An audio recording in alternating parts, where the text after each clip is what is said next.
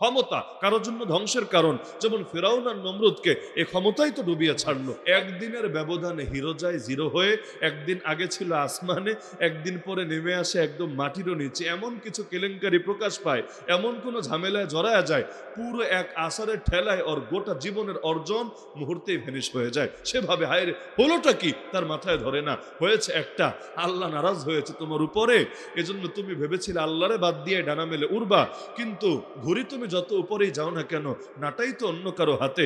নিচ থেকে টান যখন পড়বে, আসতে বেশি সময় লাগবে না। যত উপরে যাও না কেন, এটা ভাবার কারণ নাই, তুমি স্বাধীন হয়েছো, কারণ রশি বাঁধা আছে আরেক জায়গায়, টান পড়তে দেরি, নেমে আসতে দেরি না।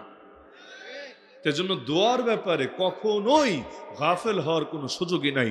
আল্লাহ কোরআনে বলেন, ওয়াইদা সাআলাকা ইবাদি আন্নি ফাইন্নী করিব। হে নবী, আপনাকে যখন বান্দারা, আমার বান্দারা জিজ্ঞেস করবে আমার ব্যাপারে জিজ্ঞেস করবে, আমি কই আছি, আমি কোথায় আছি, আপনি খালি বইলা দিয়েন ফাইন্নী করিব, আমি বান্দার বড় নিকটেই আছি। আমি বান্দার থেকে দূরে না, আমি বান্দার বড় নিকটেই আছি। উজিবু দাওয়াতাদ দাঈ ইযা দাআন। আরে যখন দোয়াকারী আমার কাছে দোয়া করে, আমি সঙ্গে সঙ্গে তার দোয়ায় সাড়া দিয়ে ফেলি। সুতরাং তারা যাতে দোয়াটা আমার কাছেই করে, আস্থাটা আমার উপরেই রাখে, তবেই তারা সঠিক পথ পাবে। তার মানে এটা ভাবার দরকার নেই আল্লাহকে আমার মতো পাপীর ডাক শুনবে। আরে আপনি আর কত বড় পাপী, ৮০ বছরের কাট্টা কাফের বেঈমান নাস্তিকও যদি আমার আল্লাহর একবার খালি আল্লাহ বলে ডাকে, ডাকতে দেরি হয়, রবের জবাব আসতে দেরি হয়। এজন্য প্রত্যেক শুক্রবার, এই যে গতকাল গেল শুক্রবার, বাংলাদেশের প্রায় সব মসজিদে দেখবেন দ্বিতীয় খুতবা শেষে আমাদেরকে কোরআনের একটা আয়াত শোনায় দেয়, একটা আয়াত স্মরণ করায় দেয়। এটা আপনাদেরও সবার ইতিমধ্যে মুখস্থ হয়ে যাওয়ার কথা।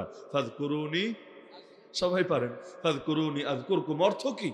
অর্থটা কি? যদিও অর্থ বুঝুক না বুঝুক, বাঙালি এটা বোঝে খুতবা শেষ হওয়ার টাইম এসেছে, আমাদেরকে এখন দাঁড়িয়ে যেতে হবে, আর বসে থাকার সময় নেই, কাতার সোজা করতে হবে। এটা মোটামুটি বোঝে, তো খারাপ না। কিন্তু ফাযকুরুনি আযকুরকুম মানে কি? ফাযকুরুনি মানে বান্দা তোরা আমার জিকির কর, আমাকে স্মরণ কর, ভুলে থাকিস না, আমারে স্মরণ কর। আযকুরকুম, তোরা যদি আমারে স্মরণ করিস, আমিও তোদেরকে স্মরণ করব। একপাক্ষিক ভালোবাসার তো দাম নেই। আপনি একজনকে ভালোবাসতে বাসতে শেষ, কিন্তু সে আপনারা চেনেই না, সে আপনারা পাত্তাই দেয় না। এই ভালোবাসা দিয়ে কি হবে? জীবনে আর মিলন নসিবে জুটবে না। একইভাবে আপনি আল্লাহরে অনেক স্মরণ করেন, কিন্তু আল্লাহ আপনাকে স্মরণই করে না, তাহলে তো আর আপনার স্মরণটা একপাক্ষিক হয়ে গেল। এজন্য আল্লাহ বলছেন ফাযকুরুনি, আমার এখানে স্মরণ করে দেখ না, তোর স্মরণ করতে দেরি হবে, আমি তোকে স্মরণ করতে দেরি হবে না। তাহলে অনেক সময় এমন হয়, বাচ্চা চায় তাও আমি নগদে সেটা দেই না। কেন দেই না? কারণ সে অবুঝ, সে বুঝতে পারছে না কোন চাওয়াটা তার জন্য বেশি উপযোগী। তা আমাদের বিবেচনায় আমাদের বাচ্চাগুলো যতটা অবুঝ, আল্লাহর বিবেচনায় তো আমরা এর চাইতে আরো বেশি অবুঝ। আমরা তো আসলেই অবুঝ, আসলেই তো অবুঝ। আপনি চিন্তা করেন, অন্য কোনো ওই বিজ্ঞান আর ফিলোসফি দিয়ে বুঝতে হবে না। আপনি চিন্তা করেন, এখন থেকে ১০ বছর আগে আপনি ভাবতেন কিভাবে, এখন ভাবছেন কিভাবে, এমনকি এখন থেকে ২ বছর আগে আপনার চিন্তাগুলো কেমন হতো, এখন আপনার চিন্তা কি তার চাইতে আরো পরিপক্ক হয়েছে কিনা, আরো ম্যাচিউরিটি এসেছে কিনা, এমনকি আগের অনেক আচরণ ভাবলে নিজেরই হাসি আসে কিনা, প্রত্যেকে চিন্তা করে দেখবেন, হায় রে ছোটবেলায় এইটা চাইতাম, এইটার জন্য পাগল হয়েছিলাম। কতজনের কত রকম আজীব আজীব চিন্তা ভাবনা থাকে। তাহলে দুনিয়াতেই বয়সের সঙ্গে সঙ্গে, বয়স বাড়ার সঙ্গে সঙ্গে, জ্ঞান এবং অভিজ্ঞতা বাড়ার সঙ্গে সঙ্গে অনেক কিছু যে আসলে সেটা ভুল হতো, অনর্থক হতো, নিজের কাছেই বুঝে আসে। আমাদেরকে ছাত্র জামানে ওস্তাদরা মারলে আমাদের খারাপ লাগতো না? কার লাগতো না বলেন? মায়ের খাবেন আবার খারাপ লাগবে না, এটা হয় নাকি? মায়ের খেলে তো খারাপ লাগতো, কিন্তু এখনো কি সবার সমান খারাপ লাগে? কারো কারো লাগতে পারে, কিন্তু সাধারণ হালত হলো খারাপ লাগে না, বরঞ্চ মনে পড়ে, হায় রে, ওই মাইটটা না খেলে হয়তো হাফেজ হওয়া হতো না, ওই মাইটটা না খেলে হয়তো আমি স্থির থাকতে পারতাম না, হয়তো আমি লাইনেই টিকতে পারতাম না। তো দুষ্টুমি করেছি, মেরেছে, পড়াপারি নাই, মেরেছে, তাহলে এটা আমার জন্য উপকারী হয়েছে। এখন আর গায়ে ব্যথাও নাই, এখন আর দিলে কষ্টও নাই, বরং এখন এটা মনে পড়লে দিল থেকে আরো দোয়া বের হয়ে আসছে। তো এটাই দুনিয়ার বাস্তবতা। তো অনেক সময় এমন হয়, আমরাও আল্লাহর কাছে এমন অনেক কিছু চেয়ে ফেলি, যেটা আসলে আমার জন্য খুব একটা ভালো না। সবার জন্য সব ভালো হয় না, সবার জন্য সব ভালো হয় না। কারো জন্য সম্পদ ধ্বংসের কারণ, যেমন কারুন সম্পদই তো তাকে ধ্বংস করে ছাড়লো। ক্ষমতা কারোর জন্য ধ্বংসের কারণ, যেমন ফেরাউন আর নমরুদকে এই ক্ষমতাই তো ডুবিয়ে ছাড়লো। একইভাবে সবসময় সবার জন্য সবকিছু পারফেক্ট হয় না। কখনো কোনো কিছু বেশি পাওয়া ভালো, কখনো কোনো কিছু কম পাওয়াটা ভালো। এটা আল্লাহই ভালো জানেন কার জন্য কোনটা ভালো, কতটুকু উপযোগী, কি পরিমাণে উপযোগী। তো যার কারণে কখনো এমন হয় বান্দা আল্লাহর কাছে চাচ্ছে আজকে, আল্লাহ দিবেন হয়তো 5 বছর পরে, চাচ্ছে আজকে দিবেন হয়তো 50 বছর পরে, চাচ্ছেন আজকে দিবেন হয়তো আর দুনিয়াতেই না, দিয়ে দিবেন আখিরাতে। আপনি অবাক, কেন চাইলাম এখন, আল্লাহ এত পরে দিবে কেন, আমার তো এখন দরকার, পরে হলে কি হবে? না, পরে হলে আরো বেশি লাভ হবে। কিয়ামতের ময়দানে আমার আল্লাহ মিজানে যখন নেকের পাল্লায় আমল মাপবেন, ভালো আমলও খারাপ আমলও, ওই সময় বান্দা তো এক পর্যায়ে পেরেশান, হায় রে আজকে তো মনে হয় ধরা খায় গেলাম, আজকে তো আমার কপাল মনে হয় পুড়েছে। হঠাৎ দেখবে আল্লাহ কি জানি রাখলেন তার নেক আমলের পাল্লায়, পাল্লা দেখে ভারী হয়ে গেছে, ছক্কা দেখে লেগে গেছে, কপাল দেখে খুলে গেছে, সে পেরেশান। এগুলো আবার কি জিনিস, তাকে জানানো হবে এগুলো হলো ওই সমস্ত দোয়া, ওই সমস্ত দোয়া যেগুলো নগদে তোমাকে দেওয়া হয় নাই, আজকে 1000 গুণ সওয়াব বৃদ্ধি করে এটা তোমার পাল্লায়, নেকের পাল্লায় দিয়ে দেওয়া হয়েছে। বান্দা তখন চিন্তা করবে, হায় রে একটাও যদি নগদে না পেতাম, সবই বাকি থাকতো, কপাল তো আরো খুলতো, জান্নাতের সবচেয়ে আলা মাকাম হয়তো আমার নসিবে জুটতো।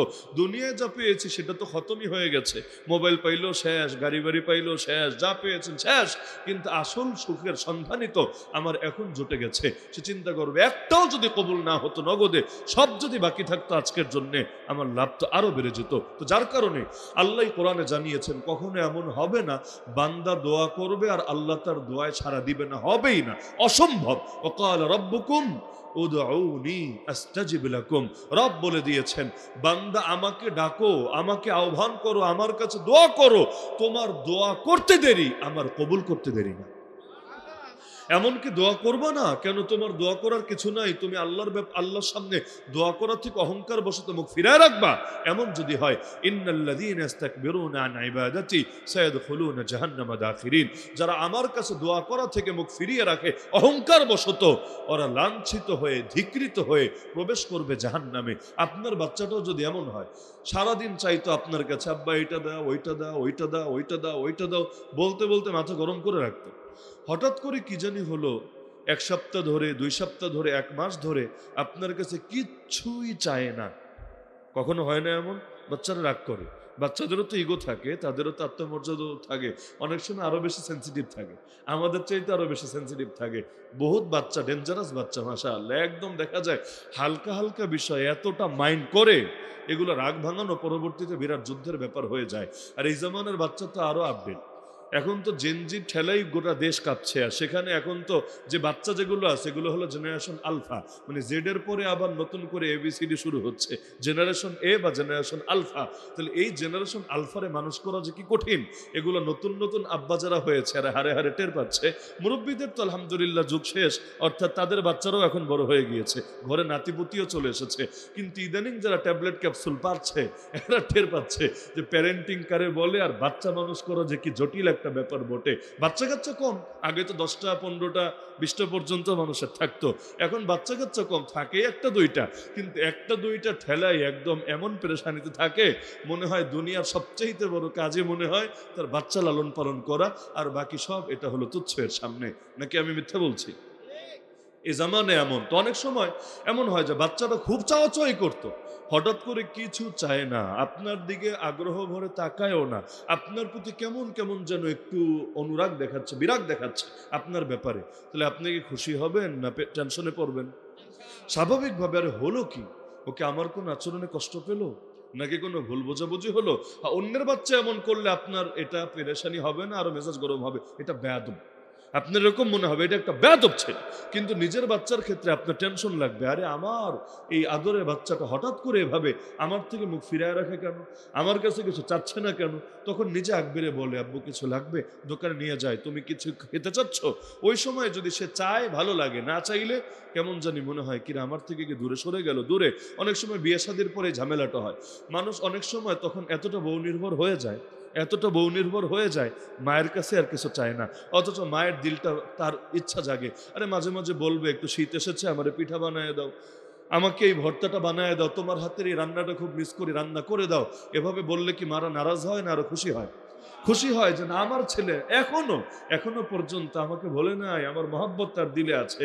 আর যদি কিছুই না চায়, সবসময় কেমন একটু এড়ায় এড়ায় যায়, একটু অন্যদিকে ভাব করে রাখে, তখন চিন্তা করে আরে পোলাডারে বিয়া দিয়া পুরাই বউ পাগল হয়ে এখন আর মা লাগে না, আমার আর দুনিয়া বেঁচে থাকার কি দরকার আছে। অনেক সময় মায়েরা কষ্ট পায় ভাবে। তো দুনিয়াতেই যদি এমন হয়, দুনিয়াতেই যদি এমন হয়, না চাইলে আপনজনেরা মাঝে মাঝে এটা কষ্ট পেয়ে যায়, চাইলে তারা এটাকে ভালো নজরে দেখে। সেখানে রব্বুল আলামিন, যার হাতে সবকিছু, দুনিয়া তো বাপের হাতেও কিছু না, মায়ের হাতেও কিছু না, কারো হাতে কিছু না, তারা তো জাস্ট ওসিলা, কোনো কিছুর মালিক না।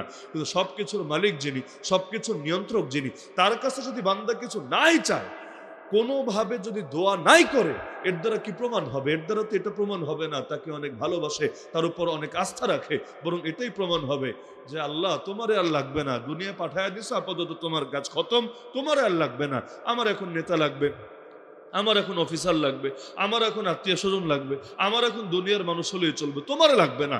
এজন্য দেখো সারাদিন সবার কাছে চায় বেড়াই, তাহলে তোমার কাছে কিছু চাই না। অথচ আল্লাহ যদি না দেন, পৃথিবীর কেউই তো দিতে পারবে না।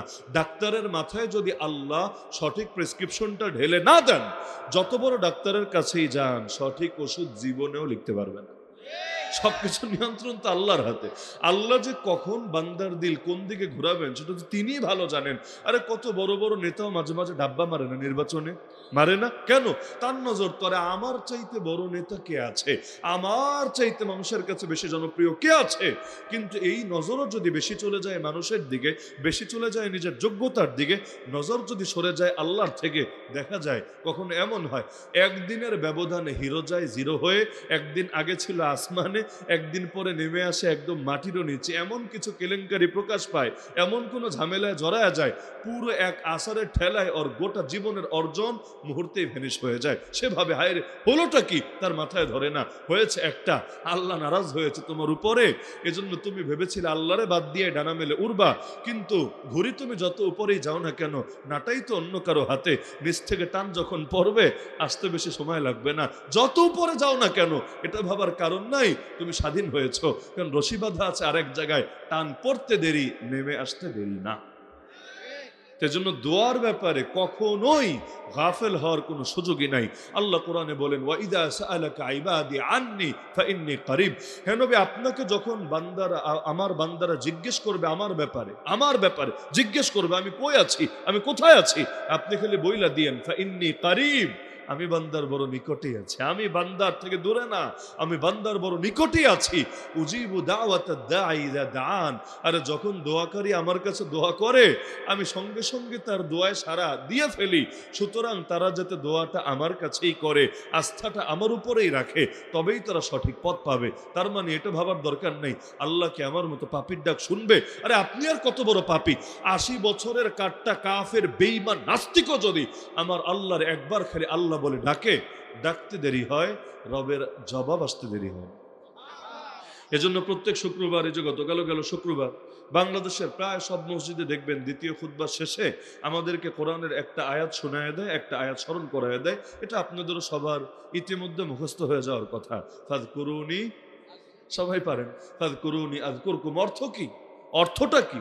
যদিও অর্থ বুঝুক না বুঝুক, বাঙালি এটা বোঝে খুতবা শেষ হওয়ার টাইম এসেছে, আমাদেরকে এখন দাঁড়িয়ে যেতে হবে, আর বসে থাকার সময় নেই, কাতার সোজা করতে হবে। এটা মোটামুটি বোঝে, তো খারাপ না। কিন্তু ফাযকুরুনি আযকুরকুম মানে কি?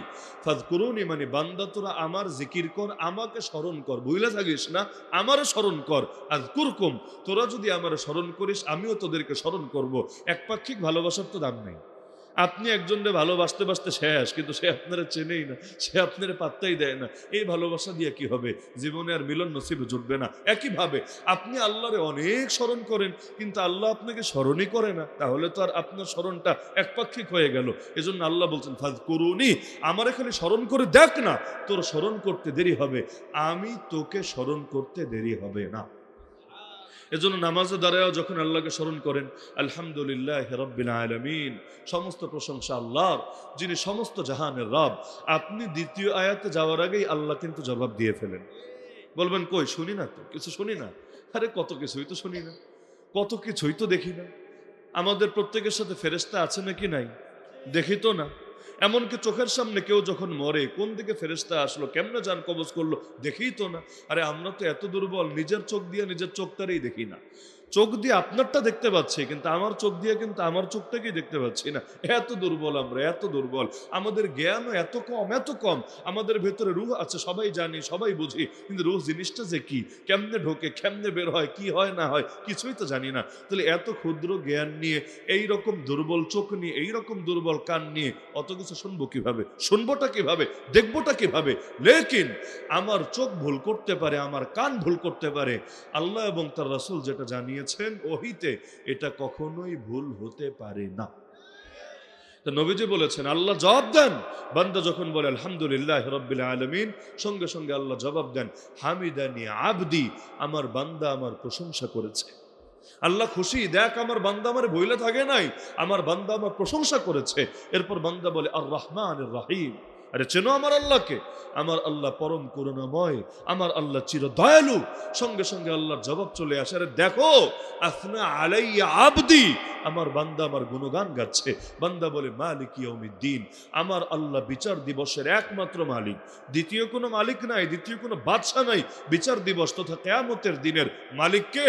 আমার আল্লাহ। সঙ্গে সঙ্গে আল্লাহ জবাব দেন, মাজ্জাদানি আবদি, আমার বান্দা আমার গৌরব বর্ণনা করছে, আল্লাহ খুশি হচ্ছেন। এরপর বান্দা বলে ইয়াকা না'বুদু ওয়া ইয়াকা নাস্তাঈন, ইবাদত করি একমাত্র তোমার, দ্বিতীয় কারো না, সাহায্যও চাই একমাত্র তোমার কাছে। এই সাহায্য চাওয়াটাও কি দোয়া না? এবাদতের সাথেই সাহায্যের কথা। তার মানে এবাদতের মধ্যে এই সাহায্য চাওয়াটা বা দোয়া করাটা কি পরিমাণ গুরুত্বপূর্ণ ভাবতে পারছেন? এটা বলছে না এবাদত করি তোমার, নামাজও পড়ি তোমার জন্য, এবাদত করি তোমার, জিহাদও করি তোমার জন্য, কিন্তু এবাদত করি তোমার, সাহায্যও চাই তোমার কাছে। সাহায্য চাওয়াও এবাদত, আলাদা বলা লাগে না, এইটাও এবাদত। কিন্তু আলাদা করে বলেছেন এ কারণে, কারণ ওই যে আগে বললাম, সবাই সবার কাছে চায় না, চাওয়ার মুখ থাকে না। একজন আরেকজনের কাছে তখনই চায় যখন ভালো বোঝাপড়া আছে, মহাব্বত আছে, আস্থা আছে, নির্ভরতার সম্পর্ক আছে। তো বান্দা যখন আল্লাহর কাছেই চায়, তখন আর বুঝতে বাকি থাকে না, সে একমাত্র আল্লাহরই মালিক হিসাবে স্বীকার করে। হাসবুনাল্লাহু ওয়া নি'মাল ওয়াকিল, নি'মাল মাওলা ওয়া নি'মান নাসির। তো বান্দা যখন ইয়াকা না'বুদু ওয়া ইয়াকা নাস্তাঈন বলে, আল্লাহ জবাব দেন, হাযা বাইনি ওয়া বাইনা আবদি ওয়া লিআবদি মা সাআল, আরে এটা আমার মাঝে আর আমার বান্দার মাঝে। অনেক সময় বলি না দোস্ত, এই কথাটা খালি তোর মাঝে আর আমার মাঝে, এটা অন্য কারণে তোর লগে খালি শেয়ার করলাম, এটা অন্য কারো সাথে না, এটা সিক্রেট আমাদের ভেতর। আল্লাহ বলেন হাযা বাইনি ওয়া বাইনা আবদি, আরে এটা আমার মাঝে আর আমার বান্দার মাঝে। বান্দা যা চেয়েছে সব তার জন্য বরাদ্দ আছে। এজন্যই দেখেন না, একদম লাস্টে গিয়ে আমরা আমিন বলি, ওয়ালাদ-দাল্লিনের পরে কি বলেন? আমিন আমিন, দোয়া টের পান না, তাও দোয়া। সূরা ফাতিহার মধ্যে দোয়া নাই? সূরা ফাতিহার 3 আয়াত জুড়েই দোয়া। ইহদিনাস সিরাতাল মুস্তাকিম থেকে শুরু করে ওয়ালাদ-দাল্লিন পর্যন্ত পুরোটাই দোয়া। আর শুরুতে যে 4 আয়াত পড়লেন, এটা হলো দোয়া কবুলের জন্য আল্লাহর একটু প্রশংসা করে নেওয়া। কারণ দুনিয়াতেও কারো কাছে কিছু চাইতে গেলে মানুষ কি করে? আগে একটু পামটাম দিয়ে নেয়, তাই না? ধরেন কোনো নেতারে আনলেন, কেন? মসজিদের জন্য একটু কালেকশন লাগবে, মাদ্রাসার জন্য একটু পয়সা বের করতে হবে। কারণ ডাইরেক্ট যদি বলেন ওই পাঠান নেতা টাকা দে, জিনিসটা কেমন হয়ে যায় না? এভাবে বললে দিবে, যদি চক্ষু লজ্জায় দেয় হয়তো সামান্য একটু দিবে। কিন্তু আপনি যখন তারে ফুলাতে ফুলাতে ফুলাতে ফুলাতে মোটামুটি একদম গ্যাস বেলুনের মতো আসমানে ছাইড়ে দিতে পারবেন, মানে এইরকম নেতার নাই দুনিয়াতে, এক পিসি আছে, এবং সেইটা এখানের জন্যই বরাদ্দ আছে। একদম তার এই ইচ্ছা মতো পাম দিতে দিতে একদম পুরো আলা লেভেলে নিয়ে যাবেন। তখন যদি আপনার কাছে, মানে নেতার কাছে কিছু চায়, নেতা না করবে কোন মুখে? অন্তত নিজের ইজ্জত বাঁচানোর জন্য। না হলে এতক্ষণ এত উপরে উঠাইলো, এখন তো কাটা একটা ঢোকায় একদম বাতাস বের করে দিবে, মুহূর্তের মধ্যে পাংচার হয়ে আবার জমিনে পড়বে। সে চিন্তা করে না, আমাদেরকে যেহেতু এত ভালোবাসে, এত পাম মেরেছে, একটু তো মুখটা রাখাই লাগে। বাসায় গেলেন মাহফিল শেষে, দেখলেন আপনার গিন্নি সাহেবা, আপনার বেগম সাহেবা মাশাআল্লাহ আজকে পুরো একদম নতুন বইয়ের মতো করে সেজেছে, এবং প্রচুর পরিমাণ রান্নাবান্না হয়েছে আপনার জন্য, জামাই আদরের মতো আর কি, একদম প্রচুর পরিমাণ রান্নাবান্না। আপনি অবাক, কিরে আজকে আমার কপাল খুইলা গেল, কাহিনী কি? ঘরে কোনো মেহমান আসবে? না, আপনাকে বোঝানো হলো কোনো মেহমান না, এটা স্পেশাল আপনার জন্য। আপনি তো পেরেশান, কাহিনীটা কি? কিছু না কিছু একটা তো আছে, এমনি এমনি তো হওয়ার কথা না। এরপর মনে করেন আপনার সুন্দর করে আপ্যায়ন করলো, সব বেড়ে বড়ে দিল। এরপর আপনি কত ভালো, কত মহান, কত কিউট, কত সুন্দর, সব একদম আধা ঘন্টা আপনার পুরো পামটাম দিল। লাস্টে গিয়ে বলল আমার আসলে এই জিনিসটা লাগবে। তখন না করবেন কিভাবে? এত সময় পর্যন্ত ফুললেন, এখন এক বাক্যে না করবেন কিভাবে? না করা তো মুশকিল তখন। তো দুনিয়া তো মানুষ মানুষের কাছে চাইতে গেলে আগে একটু প্রশংসা করে নেয় না? স্বাভাবিক এটা, আগে একটু প্রশংসা করে নেয়। গালি দিয়ে তো আর চাওয়া যায় না, গালি দিয়ে চাওয়া যায় না, প্রশংসা করে চাইতে হয়। এজন্য আল্লাহর কাছে দোয়া করতে গেলেও হাতটা তুইলে আল্লাহ এটা দাও, এটা দাও, এটা দাও, এটা দাও, এটা দাও, এভাবে আদব না।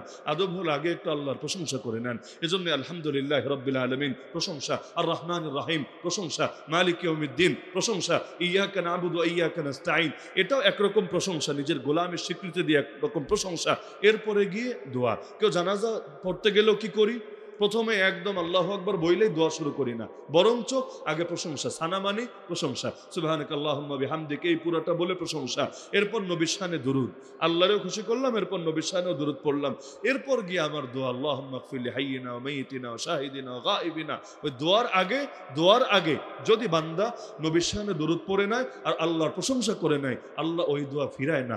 আর যদি দুরূদটা না পড়ে, আল্লাহর শানে প্রশংসা না করে, দোয়াটা আটকে যায় আসমান আর জমিনের মাঝে, এটা উপর পর্যন্ত পৌঁছায় না। এজন্য দোয়ার আদবই এটা। এজন্য হুজুরদেরকেও দেখবেন হাত তুইলেই শুরু করে না, এক দুই বাক্য হলেও একটু প্রশংসা করে নেয়, করে না? আর কিছু না হলে অন্তত ওই শর্টকাটে বলল আলহামদুলিল্লাহ রাব্বিল আলামিন প্রশংসা, ওয়াসসালাতু ওয়াসসালামু আলা সাইয়্যিদিল মুরসালিন, নবীর শানে দুরূদ। এরপর গিয়ে আসল কথা, কেন আশা করা যায় এটাকে আর আল্লাহ রাব্বুল আলামিন ফিরাবেন না। নামাজের মধ্যেও ওই দোয়ায়ে মাসুরা পড়েন না আপনারা? দোয়ায়ে মাসুরা তো দোয়াই, দোয়ায়ে মাসুরা তো দোয়াই, যদিও ঝামেলা আছে এক জায়গায়, দোয়া করতে হয় বুক থেকে, আর আমাদের অধিকাংশ দোয়া বের হয় খালি মুখ থেকে। মুখ আর বুকের কানেকশন যদি না হয়, ওই দোয়া আসমান পর্যন্ত পৌঁছবে কিভাবে? দুনিয়াতেও যখন কোনো কথা হৃদয় থেকে বের হয়, হৃদয় থেকে কথা বের হলে হৃদয়ে গিয়ে প্রবেশ করে, হৃদয় ছুঁয়ে যায়। আর যদি কথা খালি মুখ থেকে বের হয়, ওইটা টের পাওয়া যায়, ওইটা কানের পাশ দিয়ে চলে যায়, ওইটা ভিতর পর্যন্ত যায় না। তাহলে যদি চান দোয়া কবুল হোক, দোয়াকে খালি মুখ থেকে বের করতে হবে না বুক থেকেও বের করতে হবে? সূরা ফাতিহার মধ্যেও দোয়া করি, কিন্তু আবেগ থাকে না। কেন? কি যে বলছে ওইটা তো জানি না, পড়তে পড়তে বুড়া হয়ে গেলাম।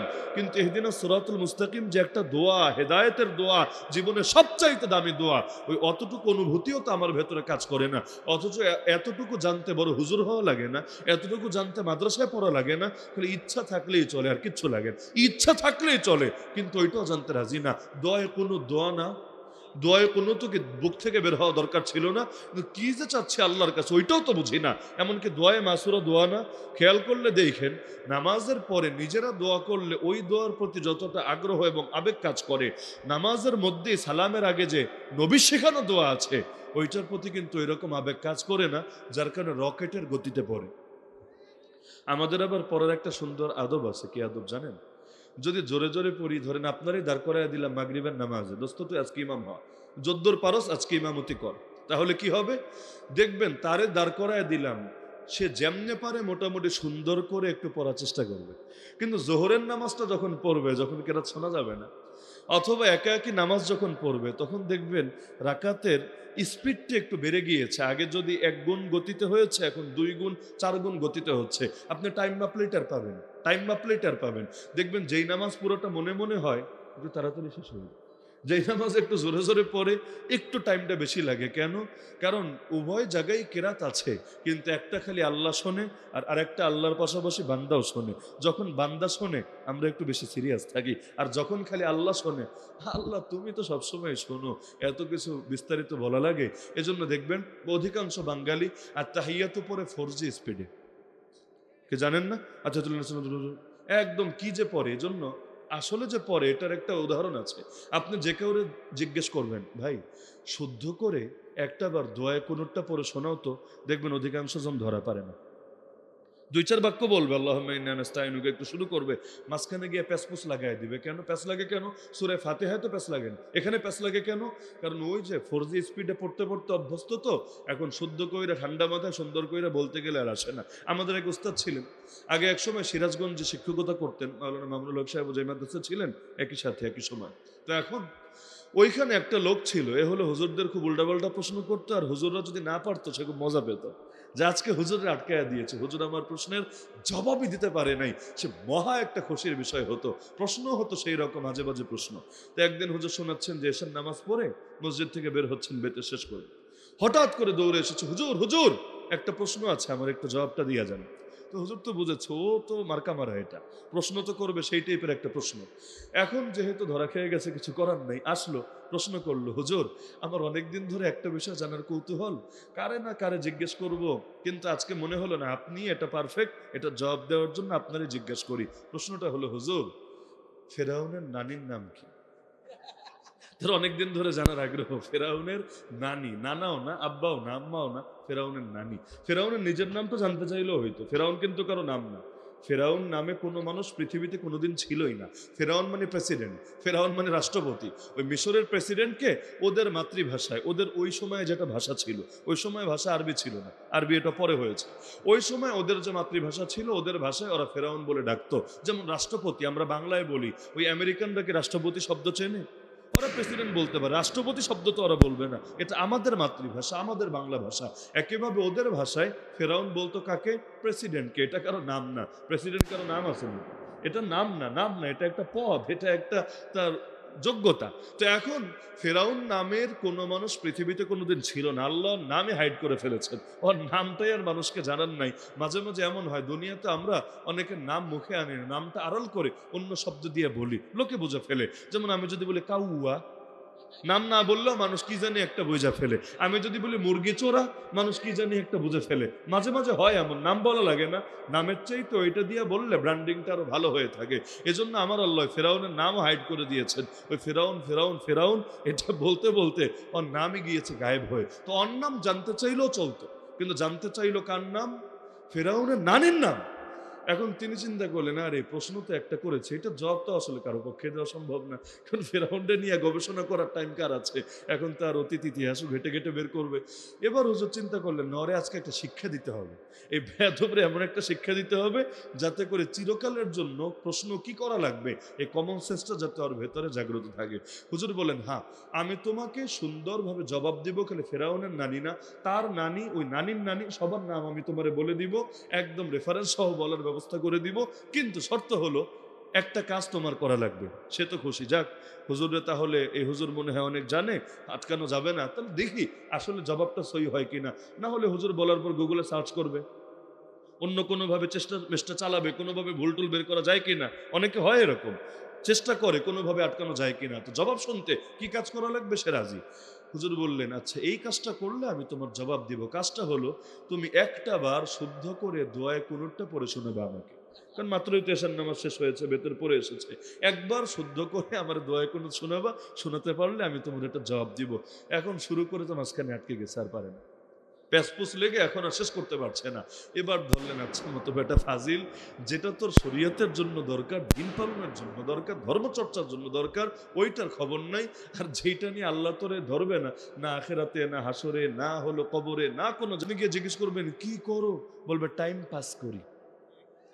কমন জবাব না, টাইম পাস করি, মানে আল্লাহ ওরে অতিরিক্ত অনেক টাইম দিয়ে দিয়েছে, ওর জীবনে এটা না হলেও চলতো, এরপর আল্লাহ বোঝেনি আর কি একটু বেশি টাইম দিয়ে দিয়েছে, এখন কি করবে? পাস করে করে করে করে শেষ করে দিবে। নাউযুবিল্লাহ, এই টাইপের চিন্তা অনেকের ভেতরে নাই, অনেকের ভেতরে নাই। কেমন জবাব? মুসলমান টাইম পাস করে দিবে, মানে টাইমটা তার কাছে একটা বেহুদা জিনিস, জাস্ট এইটারে পাস করে দিতে পারলেই কামিয়াবি। এইটাই যদি হয় চিন্তা। ওয়াল ফজর ওয়াল আসর, এই যে কোরআনে বিভিন্ন জায়গায় আল্লাহ সময়ের কসম খেলেন, সময়ের কসম খেলেন। আল্লাহ যেই জিনিসের কসম খান ওই জিনিস কত দামি ভাবতে পারেন? আল্লাহ যেই জিনিসের কসম খান ওই জিনিস কত গুরুত্বপূর্ণ চিন্তা করতে পারেন? আমরা তো আল্লাহর নামে কসম খাই, আর আমাদের জন্য আল্লাহ ছাড়া কারো নামে কসম খাওয়া জায়েজই নেই, কারো নামে কসম খাওয়া জায়েজ নেই। এমনকি নবীর নামেও কসম খাওয়া যাবে না, পীরের নামেও কসম খাওয়া যাবে না, এমনকি তোমার প্রেমের কসম, ভালোবাসার কসম, জীবনের কসম, এগুলো যাবে না। এমনকি এখন কেউ কেউ আবেগে বলছে ওসমান হাদির রক্তের কসম, না, রক্তের কসমও করা যাবে না। কসম একজনের করা যাবে, তিনি কে? আল্লাহ, একমাত্র আল্লাহ, একমাত্র আল্লাহ, দ্বিতীয় কারো না। এমনকি কোরআনের কসম করাও নিষেধ। কোরআনের কসম এটাও নিষেধ। কসম করবে একমাত্র কার? যদিও কোরআনের কসম করলে শিরিক হবে না, কারণ কোরআন আমার আল্লাহর কালামি, শিরিক হবে না, কিন্তু এটাও নিষেধ। বরঞ্চ হাদিসে আছে কসম করতে হবে একমাত্র কার নামে? আল্লাহর নামে কসম করবে। তাহলে যেখানে আমরা কসম করি আল্লাহর নামে, আমাদের জন্য জায়েজই নাই। আল্লাহ আল্লাহ তিনি কসম খেয়েছেন আরো কিছু জিনিসের, আল্লাহর উপরে কি বা জায়েজ না জায়েজের মাসালা চলবে নাকি? যে আল্লাহর জন্য এটা জায়েজ এটা না জায়েজ এরকম মাসালা চলবে নাকি? আমার আল্লাহ যেই সমস্ত জিনিসের কসম খেয়েছেন, একমাত্র এ কারণে খেয়েছেন এটা যে কত দামি, কত গুরুত্বপূর্ণ, এটা যাতে বান্দা বোঝে, তার মাথায় যাতে কাজ করে। সময়ের কসম খেয়েছেন কে? এক জায়গায় না, বহু জায়গায়। ওয়াল আসরি ইন্নাল ইনসানা লাফি খুসর, শোনেন নাই? ওয়াল ফাজরি ওয়া লায়ালিন আশর, শোনেন নাই? এরকম কত জায়গায় আল্লাহ সময়ের কসম খেয়েছেন। ওয়াল ওয়াক্তু আনফাসু মা উনিতা বিহিফযিহি ওয়া আরাহু আসহালা মা আলাইকা ইয়াদিউ। আমরা যত জিনিসের যত্ন নেই, যত্ন না নিলে তো কোনো জিনিসই থাকে না। ইলেকট্রনিক ডিভাইসেরও যত্ন নিতে হয়, গাড়ি বাড়িরও যত্ন নিতে হয়, দা বটিরও যত্ন নিতে হয়। ওইটা পইরা থাকলেও জংটং ধৈরে ব্যবহারে অযোগ্য হয়। এমনকি সম্পর্কেরও যত্ন নিতে হয়, টাইম না দিলে ওইখানেও ঝামেলা লেগে যায়। সব কিছুর যত্ন নিতে হয়, সব কিছুর যত্ন নেই। কবি বলেন তুমি তো বহু কিছুর যত্ন নাও, তো সবচাইতে দামি যেই জিনিসের যত্ন নেওয়া দরকার ছিল সেটা হলো সময়, সেটা হলো সময়। কারণ একটা মিনিট গেল, জীবনের একটা অংশ হারায় গেল। ওই মোমবাতি যেমন জ্বলতে থাকে আর গলতে থাকে, একদিকে জ্বলে আর একদিকে গলে, একইভাবে সময় যেতে থাকে আর জীবন ফুরাতে থাকে, মৃত্যু আমাদের বড় কাছে চলে আসে। আমরা তো ভাবি বয়স বাড়ছে, অথচ আল্লাহ আমারে যা কিছু দিয়েছিলেন ওইটা ধীরে ধীরে কমতে কমতে কমতে সামান্যই হয়তো বাকি আছে। তাহলে সময়ের যদি মানুষ ফালতু জিনিস মনে করে, ওই ব্যক্তির জিন্দগিতে পরিবর্তন আসবে কিভাবে? আল্লাহ হেফাজত করুক। তাহলে দোয়ার গুরুত্ব আছে নাকি নাই?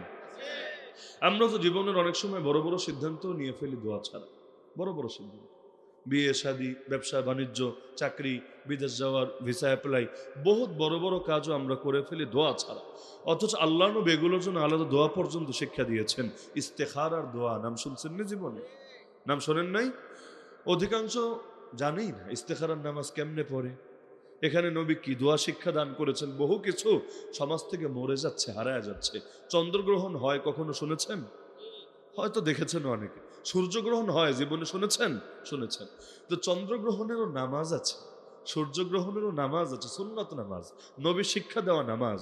ওই আমলটা আমাদের কুমিল্লায়, তিতাসে সব জায়গায় খুব আছে, তাই না?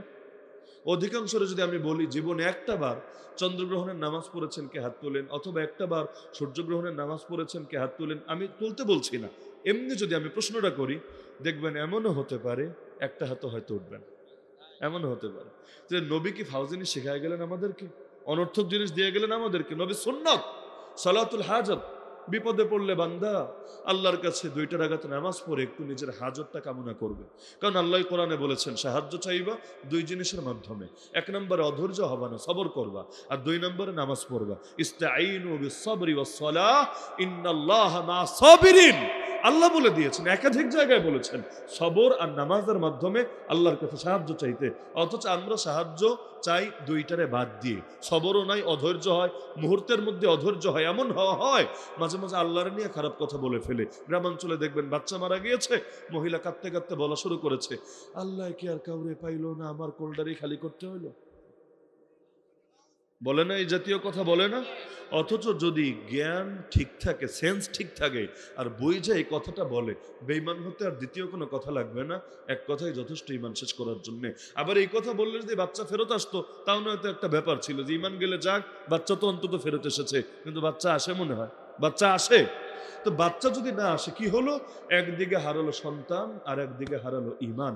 অথচ খালি যদি সবর করতো আর ইন্না লিল্লাহি ওয়া ইন্না ইলাইহি রাজিউন পড়তো, কি হতো? হাদিসে আছে আল্লাহ জান্নাতের মাঝখানে তার জন্য একটা বিশাল প্রাসাদ বানায় দিত, এবং ওই প্রাসাদের নাম কি হতো সেটাও নবী জানিয়েছেন। ওই নাম আল্লাহ রেখে দিতেন বাইতুল হামদ, প্রশংসার ঘর। বান্দা বিপদের সময়ও আল্লাহকে ডেকে আল্লাহর প্রশংসা করে ওই ঘরের মালিক হয়েছে। অথচ এই কত বড় সুযোগ ছিল তার জন্য, আর সে যদি জান্নাতে যায় সন্তানের লাভ। দুনিয়ায় বাপ যদি এমপি হয়ে যায় বাচ্চার লাভ নাই মনে হয়? নাই? আছে। আমরা তো অনেকে ভাবি যে সন্তান যদি ভালো হয় তাইলে মনে হয় বাপের উপকার। এটা তো সত্য। কিন্তু বাপ যদি ভালো হয়, এতে যে সন্তানের উপকার, এটা আবার অনেক সময় মাথায় থাকে না। দুইজনের দ্বারাই কিন্তু দুইজনের উপকার। যাদের বাচ্চা হাফেজ, আপনাদের উপকার নাই?